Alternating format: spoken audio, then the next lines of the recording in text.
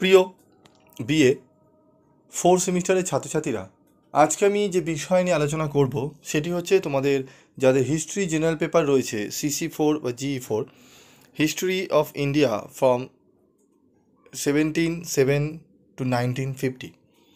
তো এই যে সাবজেক্টটি দেখছো, এই সাবজেক্টটি থেকে আমি তোমাদের প্রিভিয়াস ইয়ারে যে প্রশ্ন এসছিল, মানে 2024-এর যে প্রশ্নপত্র, সেই প্রশ্নপত্রের সম্পূর্ণ এসিকিউর সমাধান নিয়ে আলোচনা করব।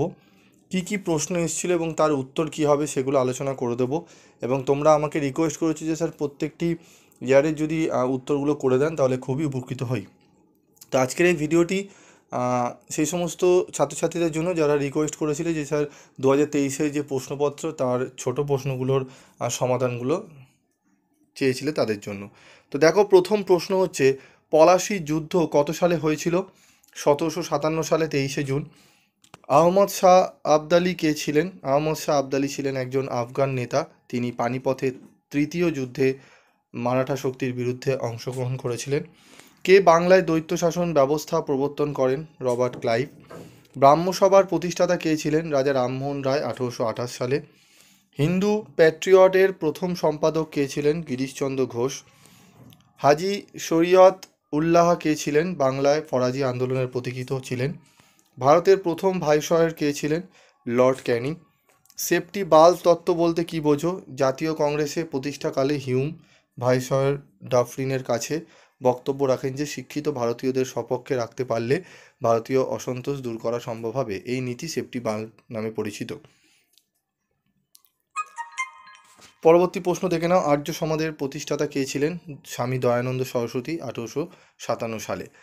তো তোমরা দেখতে পাচ্ছ এই উত্তরগুলো, তোমরা এগুলো ভালো করে দেখে নিও। এবং অনেকেই আমার কাছে পিভি স্টাডি ক্লাসে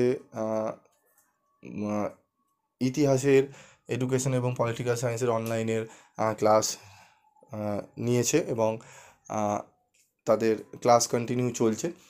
যারা এখনও ভাবছো যে স্যার আমি অনলাইনে ক্লাস করব, তাদের জন্য ক্লাস অ্যাভেলেবেল রয়েছে। তোমরা যদি চাও অনলাইন ক্লাস করতে পারো সামান্য রেমিউনারেশনের বিনিময়।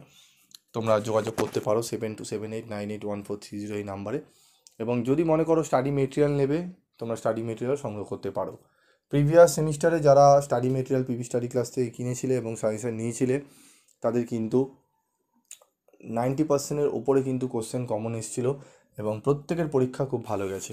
ঠিক আছে, তো আশা করি এবারেও তোমাদের কিন্তু পরীক্ষা খুবই ভালো যাবে। তো দেখো, পরবর্তী প্রশ্ন, বাংলায় স্বদেশী আন্দোলনে অংশগ্রহণকারী একজন মহিলা নেত্রীর নাম লেখো। লিখে নাও তোমরা নামগুলো: সরলা দেবী, নির্মলা সরকার প্রমুখ। অসহযোগ আন্দোলন কত সালে প্রত্যাহার করা হয়? 1922 সালে। মাস্টারদা নামে কে পরিচিত ছিলেন? সূর্য সেন। তিনি চট্টগ্রাম অস্ত্রাগার লুণ্ঠনের নেতৃত্ব দিয়েছিলেন।